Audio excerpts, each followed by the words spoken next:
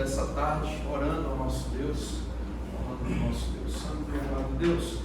Mais uma vez nós nos encontramos a Ti, pedindo perdão, Deus, dos nossos pecados, das nossas transgressões, pedindo a Deus que o Senhor haja com misericórdia e graça, como tem agido em nossas vidas, em nome do Seu Filho Jesus, ó Deus. Fala aos nossos corações, atende o nosso clamor, em nome do Teu Filho amado Jesus. Amém. Amém. Amados, vamos abrir a palavra do Senhor no Salmo 122. Salmo 122. E vamos ler os 9 versículos do Salmo 122 em uma só voz. Como dizia o saudoso reverendo Agostinho, uníssono. Eu gostava de ouvir ele dizer isso. Vamos ler uníssono. Eu tive que lembrar isso, pesquisar no Google essa palavra. Eu não lembrava. Salmo 122 de forma uníssona. Vamos juntos?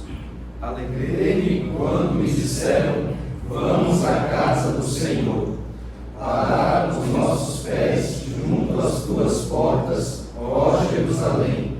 Jerusalém, que estás construída como cidade compacta, para onde sobem as tribos do Senhor, como convém a Israel, para render graças ao nome do Senhor.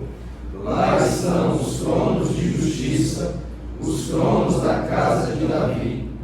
Orai pela paz de Jerusalém, sejam prósperos os que te amam. Reine paz dentro de teus muros e prosperidade nos teus palácios. Por amor dos meus irmãos e amigos, eu peço, haja paz em ti. Por amor da casa do Senhor, nosso Deus, buscarei o teu bem.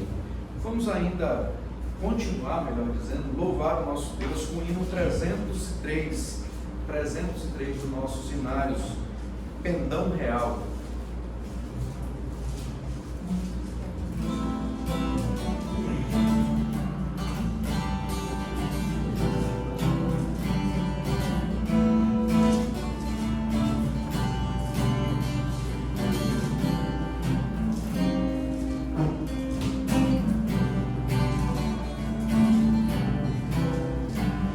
Pendão real vos entregou ao rei, a vós soldados seus, corajosos, pois em tudo defendei, marchando para os céus, com valor, sem temor, por Cristo prontos a sofrer.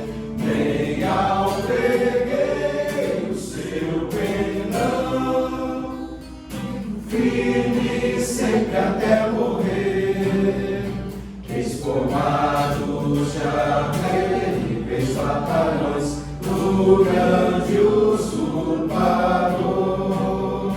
Revelai-vos hoje, bravos campeões, avante sem temor. Valor, sem temor, por Cristo prontos a sofrer. Nem alteguei o seu pendão, firme sempre até morrer. E receio sente no seu coração, e fraco se mostrar. Não receberá o eterno galardão que Cristo tem pra dar. Com valor, sem temor, por Cristo prontos a sofrer. Nem alteguei o seu pendão, firme sempre até morrer. Sejamos todos a Jesus fiéis e ao seu real pendão. Os que da vitória glorem nos lauréis, com ele reinarão.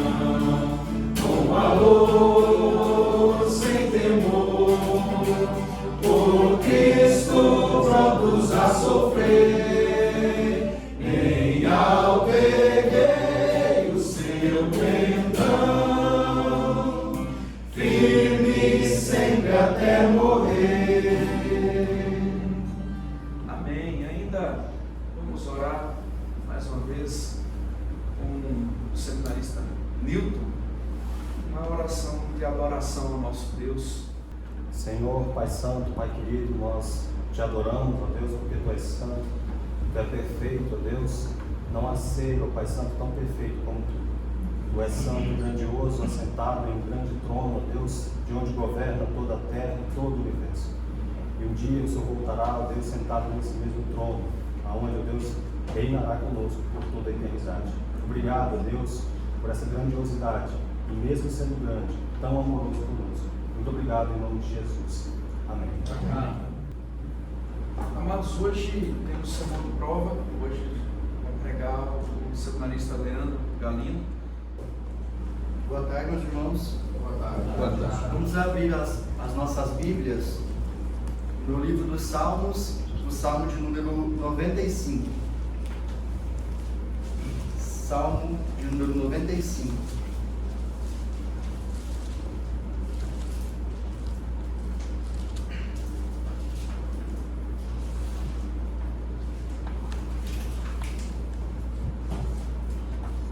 Salmo de número 95, nós leremos todo o Salmo. Então eu lerei e peço que os irmãos acompanhem nas suas Bíblias. O texto da Escritura Sagrada diz assim: Vinde, cantemos ao Senhor com júbilo, celebremos o rochedo da nossa salvação. Saiamos ao seu encontro com ações de graças, vitoriemo-lo com salmos. Porque o Senhor é o Deus supremo e o grande Rei acima de todos os deuses. Nas suas mãos estão as profundezas da terra, e as alturas dos montes lhe pertencem. Dele ao mar, pois ele o fez, obra de suas mãos, os continentes. Vinde, adoremos e prostremo-nos, ajoelhemos diante do Senhor que nos criou. Ele é o nosso Deus, e nós povo do seu pasto e ovelhas de sua mão.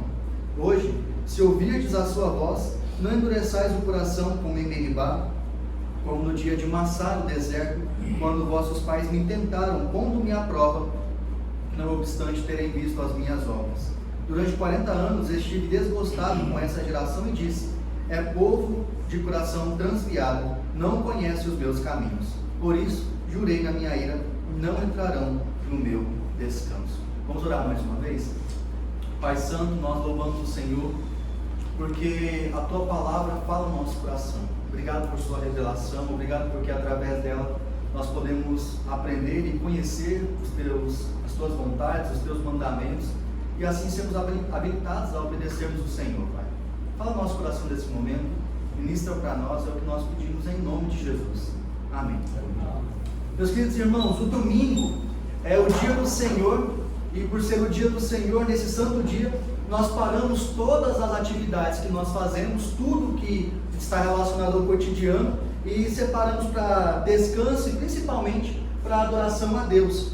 Essa realidade, ela não é exclusivamente nossa, mas desde os tempos bíblicos nós podemos perceber o povo de Deus e como ele se dedica à adoração nesse dia que foi por Deus mesmo ordenado para isso. E para o povo eleito, a adoração ao Senhor não é algo penoso, algo como apenas um ritual, algo como um fardo, mas de fato uma alegria, um momento de benefício para o povo de Israel. Principalmente, a gente pode ver isso nos livros dos Salmos, e o Salmo que nós lemos no começo, o pastor Marconi leu o Salmo de número 122, o versículo 1, que diz: alegrei-me quando me disseram, vamos à casa do Senhor. Esse convite e essa convocação é próprio para que o seu povo se ajunte então para glorificar o nome do grande Deus de Israel e o grande Salvador do seu povo. E isso não aparece apenas no Salmo 122, versículo 1, como também não aparece apenas no Salmo que nós lemos, o Salmo de número 95, mas pode ser constantemente observado em todo o livro dos Salmos. Os Salmos, eles são uma fonte de adoração, e sendo ali um livro com uma coleção de louvores, uma coleção de súplicas, uma coleção de poemas, de poesias, desde o antigo Israel. E os seus autores variam, sendo quase metade, 73 salmos, atribuídos a Davi, ainda que tenham outros autores como Asaf, Emã, Moisés, Salomão, os filhos de Coré, entre outros, que foram escritos num período muito grande de tempo, indo de 1400 a.C. até 400 anos antes de Cristo. E o que marca o livro dos Salmos é que ele fornece uma coletânea de cânticos e de poesias com o objetivo, então, de que o povo tivesse uma adoração adequada para cada momento em que eles estivessem passando, o que explica a sua divisão, que é em 5 grandes livros e que pode ser visto em qualquer Bíblia que a gente compre, que você possa estar usando nesse momento, no começo dos Salmos 1, 42, 73, 90 e 107. O salmo que nós lemos, o salmo de número 95, é atribuído a Davi, ainda que não apareça um sobrescrito acima desse salmo aqui, porque posteriormente o autor aos Hebreus vai dizer lá no capítulo 3, versículo 7 o seguinte: hoje, falando por Davi, muito tempo depois, segundo antes fora declarado. E daí então em diante ele começa a citar o salmo que nós lemos a partir do versículo de número 7. E ele se encaixa no livro 4, que tem como objetivo uma convocação do povo de Israel para a sua adoração, reconhecendo então a fidelidade do Deus de Israel, revelado na sua misericórdia para com Israel e também no seu juízo para com os outros povos, os perversos, os ímpios, aqueles que eram escarnecedores do Senhor e do povo de Deus.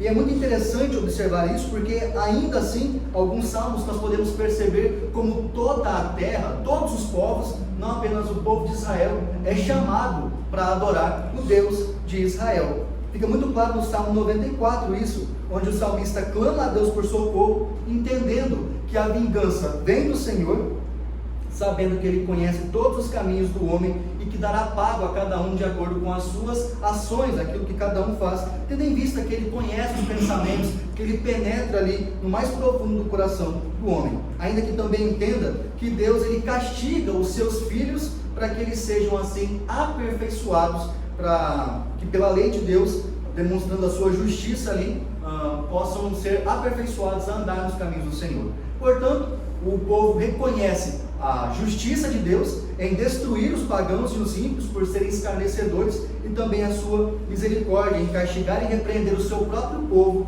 para que eles fossem aperfeiçoados em sua caminhada.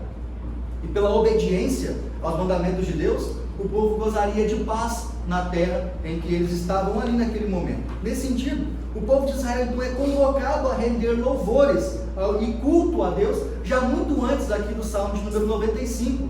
Já podemos perceber como o povo, ele oferece sacrifícios a Deus, como por exemplo com Abel, com Noé e sua família, em obediência e sacrifício também com Abraão, quando o povo é liberto do cativeiro do Egito, e na sua caminhada eles ofereciam sacrifícios, cultuavam a Deus no tabernáculo, e finalmente quando o povo entra na terra prometida, eles constroem o templo, e assim tem um lugar, por assim dizer, definitivo, para adorarem e realizarem culto a Deus. Podemos perceber constantemente o povo de Israel e o povo de Deus sendo convocado a louvar o Senhor, justamente o assunto do salmo que nós lemos nessa tarde.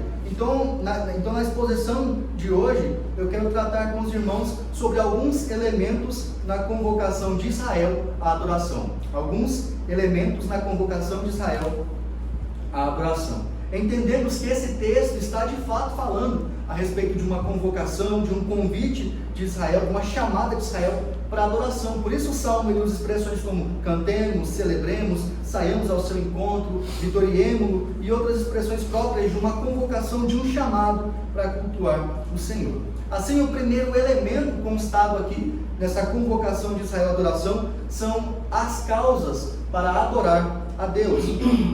O texto já começa com essa santa convocação para que o povo se ajunte para a adoração. Quando o salmista diz: vinde, cantemos ao Senhor com júbilo, celebremos o rochedo da nossa salvação.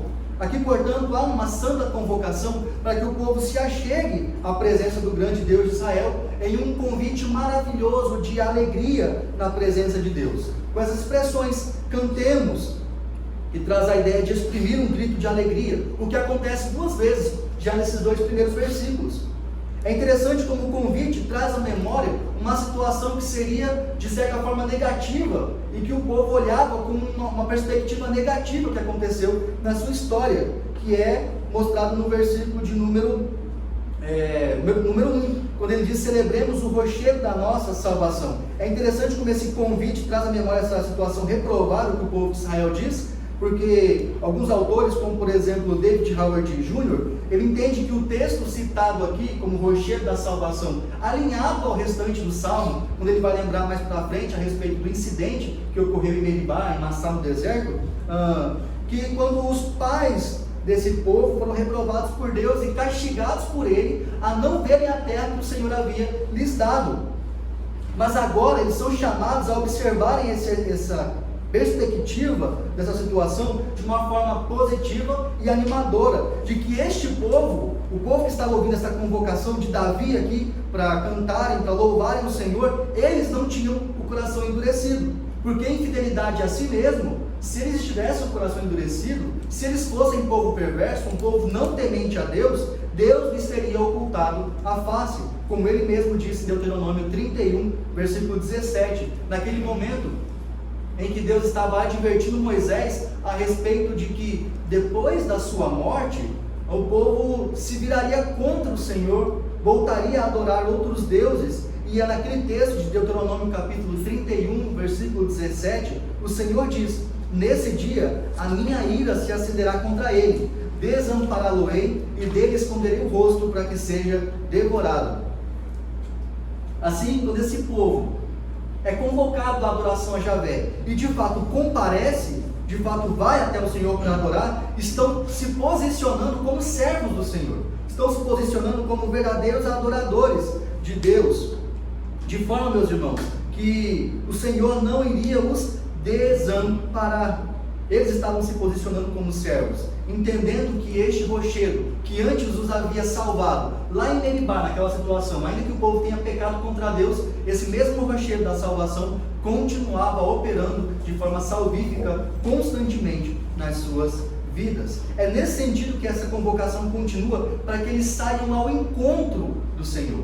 Eles deviam sair ao encontro do Senhor com ações de graças. Isso é, com louvor a Deus, com cânticos de adoração, e rendendo a Deus um brado ou um grito de triunfo de Deus sobre os seus inimigos, como eu disse, vitoriemo com salmos, indicando mais uma vez cânticos, cantando ao Senhor, atribuindo a Ele vitória sobre os seus inimigos. Esta convocação do povo à adoração, com coração grato, com gritos de alegria, com dado de triunfo, não é sem causa. O povo não adorava o Senhor simplesmente porque Deus havia mandado, simplesmente porque Moisés mandou, não porque um homem havia falado, mas eles tinham causas para adorar o Senhor. Além da própria salvação que Davi, como autor ali, está revelando como motivo para a adoração de Israel, quando ele diz o rochedo da nossa salvação, o que por fato já é um motivo mais do que suficiente de louvar a Deus. O Salmo ele mostra um outro grande motivo para louvar o Senhor, ou o maior motivo pelo qual o povo devia louvar o Senhor, e esse motivo é porque o Senhor é o Deus supremo, o que a gente pode ver no versículo de número 3, porque o Senhor é o Deus supremo e o grande rei acima de todos os deuses. Aqui está o fato, aqui está o motivo pelo qual o povo de Israel devia adoração a Deus. Os ídolos dos homens, os falsos deuses dos outros povos, não são nada quando comparados ao rei de Israel. Não são nada comparado ao Senhor Deus. Conclusão, que há muito tempo já havia chegado Jetro, o sogro de Moisés, quando, depois de ele observar o livramento que Deus havia dado a Israel, livrando das mãos dos egípcios, disse: agora sei que o Senhor é maior que todos os deuses, porque livrou este povo debaixo da mão dos egípcios, quando agiram arrogantemente contra o povo. Agora eu sei que o Senhor Deus é maior que todos os deuses do Egito, todos os outros deuses. Essa realidade tornava a adoração ao Senhor superior a qualquer outra adoração. Não havia outro Deus maior. Os outros povos, os ímpios, os pagãos, como faziam uma adoração que era inútil, como a gente pode ver no Salmo posterior, o versículo 5, que vai dizer: todos os deuses dos povos não passam de ídolos. Não passam de ídolos, que pode muito bem ser traduzido como sem valor, ou que não valem nada. Isso porque a adoração que eles prestavam era inútil a um Deus morto. enquanto Israel apresentava uma adoração a um Deus vivo e verdadeiro. Alinha-se a causa de Javé ser o Deus supremo, os argumentos do versículo 4 até o versículo de número 7. O destaque para que se entenda que o Senhor é Deus supremo e que o Senhor é rei acima de todos os outros deuses, maior e verdadeiro, é de que primeiramente o Senhor é criador dos céus e criador da terra. O versículo de número 4 até o versículo de número 5, podemos perceber como toda a criação está ao alcance do Deus de Israel, como sendo a sua propriedade. Deus, o Deus de Israel, é dono de todas as terras, de tudo que existe, de tudo que é possível se ver. No versículo 4 ele diz que nas suas mãos estão as profundezas da terra e as alturas dos montes lhe pertencem. Dele é o mar, pois ele o fez. Obra de suas mãos, os continentes. Fica muito claro aqui que o argumento que revela a superioridade de Deus, a grandeza de Deus, a supremacia do Deus de Israel, é que ele é criador da totalidade da terra. Aqui é utilizado um merisma, onde o assunto é dividido em partes, mas que, num sentido, ele compreende a mesma ideia. E essa primeira parte aqui se relaciona às profundezas da terra, o lugar mais profundo da terra, e também as alturas dos montes, o lugar mais alto. Quando a poesia diz que nas suas mãos estão estas coisas, não se relaciona fisicamente à mão de Deus, porque nós sabemos que Deus é espírito e não tem mão. Portanto, aqui é um antropomorfismo, isso é, quando se atribui a Deus algum comportamento, alguma característica que é própria do ser humano. Mas aqui está querendo dizer, mostrando a ideia de domínio, o que pode ser entendido no final do versículo, que diz, lhe pertencem, onde as duas têm a mesma ideia, de que Deus tem domínio sobre as profundezas e sobre as alturas da terra. E o versículo 5 é a segunda divisão desse merismo, então, relacionando o mar e os continentes, que pode ser traduzido aqui também como terra seca, e que ambos pertencem ao Senhor, porque Ele fez ambos. Então o mar é dele porque Ele o fez, e o continente também, porque são obras de Deus. Que mais uma vez mostrando os dois lados, a parte molhada da terra, os mares, os oceanos, e a parte seca da terra, e que ambos são dominados pelo Deus de Israel. Completando então a ideia, a profundeza, a altura, a parte molhada, a parte seca, tudo é dominado pelo Senhor. A supremacia de Deus é reconhecida em que Deus tem domínio sobre tudo o que pode ser visto, sobre toda a terra. Outro argumento também que é mostrado nesse texto, para que nós entendamos a supremacia de Deus, é que Deus também é o Criador de Israel. O versículo vai continuar dizendo, a partir do versículo de número 6, de que se toda a geografia pertence ao Deus de Israel, se tudo está debaixo do domínio do Deus de Israel, Israel não pode estar fora desse domínio. Aqui é novamente uma convocação de Israel para adoração a Deus, mas ao contrário do que aconteceu anteriormente, quando o povo é chamado para adoração, aqui aparecem características novas dessa adoração. Antes o povo é convocado a ir em louvor, em alegria, em júbilo, mas agora as ações são para ir adorar, se prostrar, se ajoelhar diante do Deus de Israel, mostrando um sinal de reverência e de submissão. E essa submissão, essa reverência, acontece pelo reconhecimento de que o Senhor havia criado o povo de Israel. O ser humano foi fabricado por Deus. É muito bonito como o Otti ele fala a respeito dessa ideia, como sendo uma reverência extrema da criatura pelo Criador, do mortal pelo imortal, do impotente pelo Todo-Poderoso. Deus havia fabricado os seres humanos, portanto Deus estava acima deles.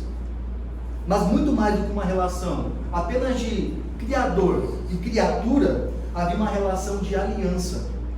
A parte A do versículo 7 diz que Ele é o nosso Deus e nós povo do seu pasto e ovelhas de sua mão.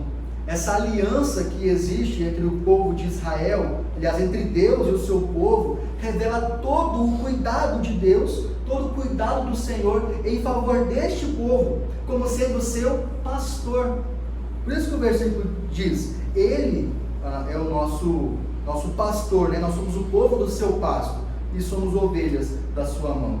Apesar do Salmo 23 ser um salmo messiânico, e entendemos então que o texto está se relacionando com a pessoa do Salvador, a pessoa do Messias, Jesus Cristo, nós podemos perceber os princípios ali de como um pastor ele cuidava das suas ovelhas, dando sustento a elas, os levando para um lugar de descanso, guiando, protegendo. Um pastor fazia isso com as suas ovelhas, e esse princípio se aplica a Deus em relação a Israel. Como Deus também constantemente cuidava, sustentava, lhes levava para um lugar de descanso, guiava e protegia, o que ficava muito claro quando o povo de Israel estava ali no deserto. E ainda assim se voltaram contra Deus. Esse lugar de descanso era um lugar prometido pelo Senhor, por sua santa aliança, apesar do povo não respeitar e não honrar completamente essa aliança, por causa dos seus próprios pecados. Irmãos, a adoração ao Deus de Israel, ela é motivada pela supremacia, que fica claramente observada nas Escrituras. Deus, ele é isento de qualquer limitação, seja em seu ser, seja em seus atributos. A sua supremacia pode ser vista em sua perfeição absoluta. Assim, todos os seus atributos são livres de qualquer defeito. A sua supremacia é observada em sua eternidade, que é a sua infinidade em relação ao tempo. Como diz o Salmo 90, versículo 2: antes que os montes nascessem e se formassem a terra e o mundo, de eternidade a eternidade, tu és Deus. E por fim, a sua supremacia também pode ser vista em sua imensidade, em relação ao espaço, de forma que está presente em todos os pontos do espaço, com todo o seu ser, como diz Berkhoff em sua sistemática. Sua supremacia, meus irmãos, também se relaciona especialmente em relação ao seu povo escolhido, em que não apenas o Senhor seria o Deus deste povo, mas de que este povo pertenceria especialmente ao Senhor. Podemos perceber também pelas páginas das Escrituras como Deus constantemente faz pactos com os homens. O primeiro pacto que conhecemos começa com Adão, onde Deus havia feito uma promessa de vida enquanto Adão fosse obediente e não comer o fruto, o pacto das obras. Mas especialmente após a queda, Deus constantemente faz pacto com os homens, como fez pacto com Noé, como fez pacto com Abraão, como fez pacto com o povo de Israel, preparando o seu povo para que eles entendessem o grande pacto, o pacto da aliança da graça de Deus. Como o homem não podia satisfazer as exigências da aliança das obras, agora o Senhor se apresenta a ele então na sua aliança da graça, porque o homem recebe todas as bênçãos prometidas ali na aliança, de forma que todo o processo, até a vinda de Cristo, isso é, os sacrifícios, a festa, os cultos, apontavam para os benefícios da salvação que este povo estava recebendo pelos méritos de outro, o Cristo prometido. Nós também somos convocados para adoração a Deus. Esse é muito mais do que apenas um sermão de prova. Esse é muito mais do que apenas um encontro aqui com uma matéria. No dia de hoje, assim como em todo o tempo, nós estamos na presença do Senhor em culto, especialmente agora. Nós devemos manter esse elemento em mente, de que o Senhor que nós adoramos e que nós exaltamos, Ele não é um igual a nós, senão que é o Deus Supremo, Criador de tudo que nós podemos ver e Criador de tudo que nós podemos ainda não ver. Devemos também ter em mente que o Senhor a quem nós cultuamos, além de ser o Criador de tudo que nós vemos e do que nós não vemos, é o nosso Criador também, está acima de nós, mas em seu relacionamento, nós somos o seu povo, temos experimentado o cuidado de Deus, e Ele é o nosso Deus. Esse entendimento deve mudar a nossa perspectiva de culto, porque nós temos o conhecimento de que em sua onipresença Deus está aqui. Teologicamente nós somos habilitados a pensar nisso, louvado seja Deus, porque o seminário tem nos preparado muito bem para assuntos teológicos, e sabemos, temos o conhecimento de que na sua onipresença Deus está aqui, mas podemos correr o risco de cantarmos, orarmos, ouvirmos a sua palavra como se Ele não estivesse. Eu oro a Deus para que isso não aconteça, meus irmãos, e mesmo que não aconteça, devemos tomar cuidado para que não comece a acontecer.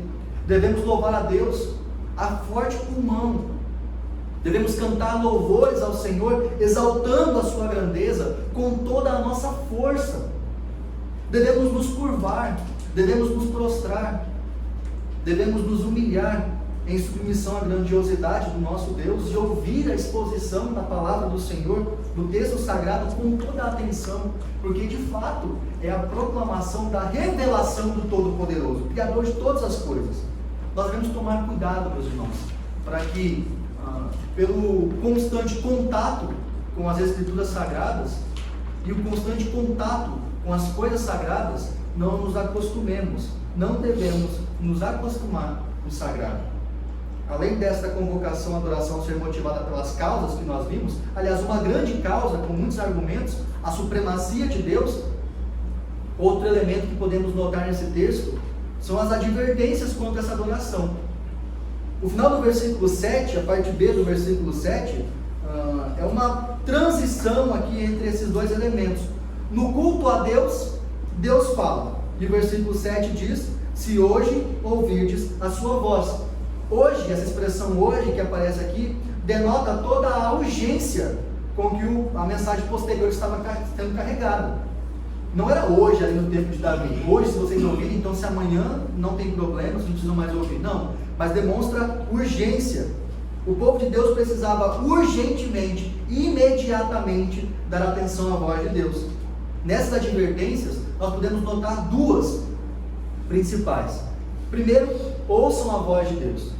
O versículo 8 vai dizer, aliás, o versículo 7, hoje se ouvir a sua voz, e o versículo 8, não endureçais o coração, como em Meribá, como no dia de Massá, no deserto. E o versículo, depois vai continuar falando a respeito desse incidente aqui, mas algumas expressões são interessantes, como por exemplo, endurecer o seu coração, que carrega a ideia de ser duro, de ser rude, da sua disposição interior. Isso quer dizer coração, a sua disposição interior, toda a sua motivação, o comportamento do povo de Israel lá no deserto, como podemos observar se voltarmos ao nosso texto sagrado, lá para Êxodo, capítulo 17, que ao chegar em Refidim, o povo armou acampamento ali, e por não haver água, eles se levantaram contra o profeta de Deus, Moisés, e tentaram a Deus, cogitando que Moisés e o Senhor os havia tirado do Egito, para os matar ali no deserto.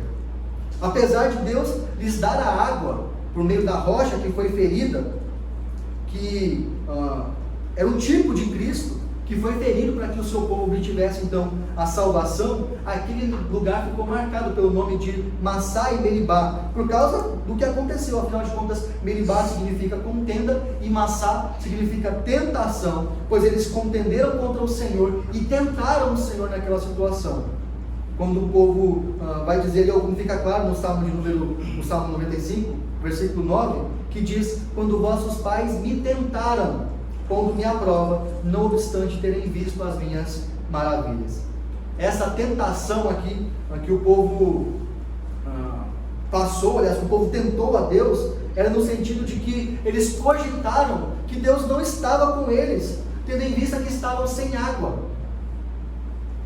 Sem cogitar, ir a Deus em submissão, ir a Deus em contrição, clamando pela água que precisavam, contenderam com Deus, com a afirmação de que Deus não estava com eles, ainda que Deus pudesse lhe dar a água que eles precisavam, o que de fato aconteceu.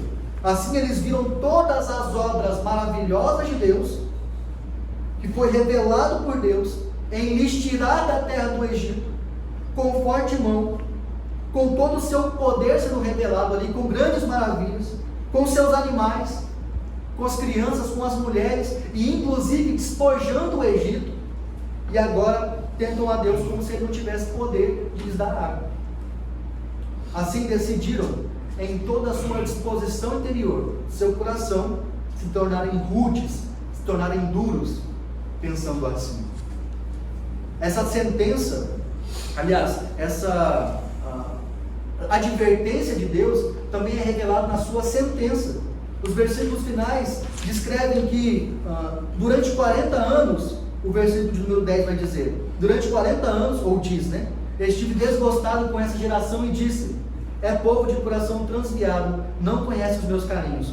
Por isso, jurei na minha ira, não entrarão no meu descanso. Além de advertir o povo a não endurecer o seu coração e ouvir a voz de Deus, a própria sentença divina, vindo como uma ameaça, é um elemento dessa convocação, é um elemento dessa advertência. Em sua sentença, havia dois motivos principais pelo qual Deus estava sentenciando o povo ali: um coração ingrato do povo de Israel e a sua falta de reflexão dos caminhos do Senhor. Durante o tempo em que o povo de Israel esteve no deserto, isso é, os 40 anos em que eles estiveram fora da terra prometida por Deus, Deus revelou a sua ira, com a expressão aqui que aparece no versículo 10, desgostado, que significa enjoado, sentindo repugnância da geração ingrata a Deus. Não obstante, o Senhor Deus nunca ter dado motivos para que ela pensasse assim. Esse desgosto, então, essa repugnância do Senhor, o motivo a dizer é um povo de coração transviado, que significa, mais uma vez, um coração, uma disposição interior, uma motivação interior que é desgarrada, que vagueia, que não é firme, tendo uma ideia de bêbado mesmo, tateando. O caminho deles, a motivação do seu coração não é firme. Uma hora eles pensam uma coisa, outra hora eles pensam outra, uma hora eles seguem a Deus, outra hora eles já estão quebrando os mandamentos de Deus. Uma hora louvam a Deus porque o Senhor os tirou do deserto, os tirou da terra do Egito, mas daqui a pouco fazem um bezerro e falam: é esse Deus aqui que nos tirou do Egito. Um povo de coração transviado, constantemente provocando a ira de Deus, um povo que não conhece os caminhos do Senhor. Essa falta de conhecimento aqui é uma falta pessoal e íntima de experiência com Deus. Em Êxodo 34, versículos 6 e 7, apesar de ser posterior àquele texto de Êxodo 17, em que aconteceu o incidente de Meribá, nós temos uma revelação de quem é o Senhor. Mas é o mesmo Deus do Êxodo 17, é o mesmo Deus do Êxodo 34, é o mesmo Deus hoje. E lá nós podemos ler: e passando o Senhor por diante deles, clamou: Senhor, Senhor, Deus compassivo, clemente e longânimo, e grande em misericórdia e fidelidade, que guarda a misericórdia em 1000 gerações, que perdoa a iniquidade, a transgressão e o pecado, ainda que não inocenta o culpado. Esse é o Deus de Israel, mas que Israel não conheceu. E agora eles estavam recebendo o julgamento dele. O veredito desse santo juiz foi dado em ira. E a palavra ira pode ser traduzida aqui como narinas, como quando uma pessoa está irada e dá aquele respiro forte. Em sua ira, o seu julgamento foi dado. Esse povo não entrará no descanso do Senhor. E os juramentos de Deus são irrevogáveis, porque Ele é imutável. Por último, nessa explicação, eu quero destacar o descanso. Isso porque alguns entendem o descanso como sendo apenas a terra de Canaã. Como diz em Números 14, 30, não entrareis na terra a respeito da qual jurei vos fazer habitar ali, salvo Caleb, filho de Jefoné, e Josué, filho de Nun. Outros autores, como Brailic, eles entendem que a expressão chegar e entrar no lugar de descanso aparecem apenas aqui e lá em Deuteronômio capítulo 12, versículo 9, se referindo à terra de Canaã, mas também se referindo ao templo, com a promessa de que o povo adoraria ali. Apesar de eu não concordar com o Brailic em que ele entenda o texto de Deuteronômio capítulo 12 significando o templo, porque o texto está claramente falando a respeito de uma terra na qual o povo entraria e o povo estaria seguro dos seus inimigos, nós temos outros textos que dão a entender realmente que o lugar de descanso do Senhor também é o templo, como por exemplo o Salmo 132, em que Davi desejava ardentemente construir um lugar para adoração a Deus, tendo em vista que a arca do Senhor estava em Efrata. E ao construir o templo, no versículo 13 desse mesmo salmo, nós podemos ler: pois o Senhor escolheu a Sião, preferiu-a por sua morada, este será para sempre o seu lugar do meu repouso, aqui habitarei, pois o preferi. Portanto, aqui, esse lugar de repouso significa literalmente um lugar de descanso. Mas os desertores, os ingratos, os que provocam a ira de Deus, enfim, os que não amam a Deus, não reconhecem o senhorio do Senhor, não reconhecem a supremacia do Deus de Israel, não têm a sua permissão para irem até o lugar do seu descanso e ali adorarem o nome do Senhor. Essa advertência ao povo de Israel, feita na forma do exemplo do próprio povo, de que endureceram o seu coração, de que provocaram a ira do Senhor, não obstante todos fazerem parte do reino de Israel.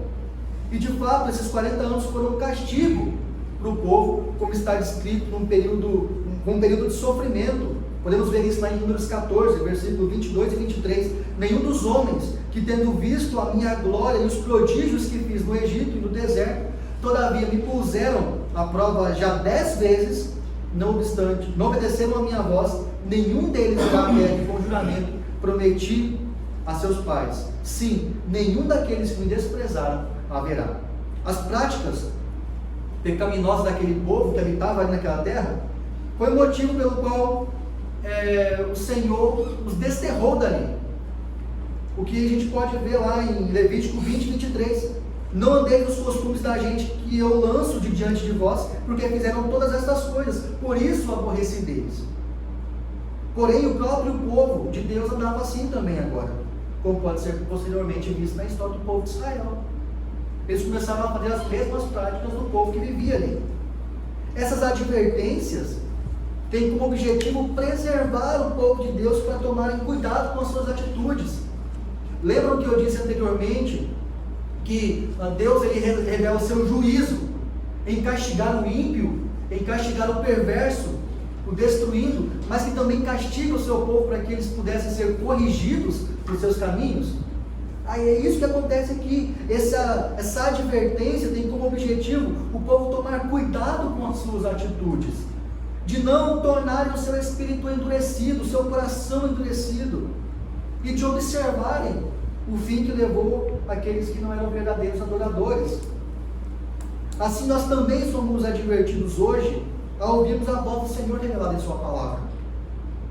Como em sua revelação geral, nós temos ali a clara existência de Deus, a natureza, as coisas que podemos ver, revelam a existência de Deus, de forma que os homens são indesculpáveis. A sua revelação especial, as Escrituras Sagradas, nos revelam intimamente quem é o Senhor, da forma como Ele mesmo ordena que nós adoremos a Ele, os nossos comportamentos, os nossos pensamentos, e como Ele mesmo deseja ser cultuado. E é por isso que nós devemos ser conhecedores da palavra, para podermos estar preparados a obedecermos ao Senhor, quando nós ouvimos a sua voz. Hoje, meus irmãos, é muito além do que apenas no dia que Davi escreveu o Salmo. O hoje do Salmo naquele tempo é o hoje apresentado para nós ontem, no presente e até a volta de Cristo, sempre até a volta de Cristo. Nós podemos hoje estudar um pouco a respeito dos elementos constados na convocação de Israel à adoração. Esses elementos são as causas para cultuar o Senhor e uma advertência contra essa convocação.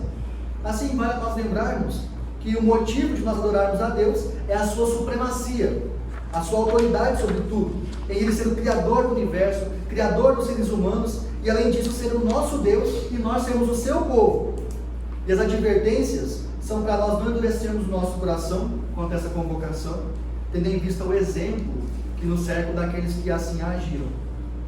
Devemos clamar a Deus nesse momento de adoração, para que Ele aceite o nosso culto em todos os dias, para que Ele aceite o nosso culto, ainda que nós sejamos pecadores, entendendo principalmente que se hoje nós temos acesso ao Pai, se hoje nós temos acesso a Deus, é por causa de Cristo Jesus. O culto do Antigo Testamento apontava para a pessoa de Cristo, apontava para a obra de Cristo, os sacrifícios que o povo fazia, a adoração que o povo dava ao Senhor, apontavam para a pessoa de Cristo, para a salvação que Ele nos deu, para a salvação que Ele comprou. Nós não podemos deixar de lado e não adorarmos a Deus, porque fazendo isso nós estaremos endurecendo o nosso coração. Nós devemos nos alegrar em Deus, meus irmãos, em nosso culto, com júbilo, com exaltação, como o Salmo diz, vitoriando o Senhor, mas também devemos ter contrição e submissão diante da glória de Deus. Clamemos pelo auxílio do Senhor e vamos até a presença do Senhor, em nome de Cristo Jesus, aquele que nos comprou esse acesso. Amém? Vamos orar? Senhor, obrigado pela sua palavra que falou no nosso coração. Obrigado, Senhor, porque ela sempre tem falado. Obrigado porque o Senhor não nos abandona. Nós pedimos que o Senhor mude a nossa perspectiva de culto. E que, se nós já estamos fazendo certo, nos preserve para nós oferecermos um culto agradável a Ti. Que a nossa preocupação seja não apenas com um cântico bonito, com um sermão eloquente, com uma palavra bem estruturada, mas em, de fato, obedecer o Senhor e a revelação que o Senhor tem nos mostrado por ela. Fica conosco, Pai, tem misericórdia de nós. É o que nós pedimos em nome de Jesus. Amém.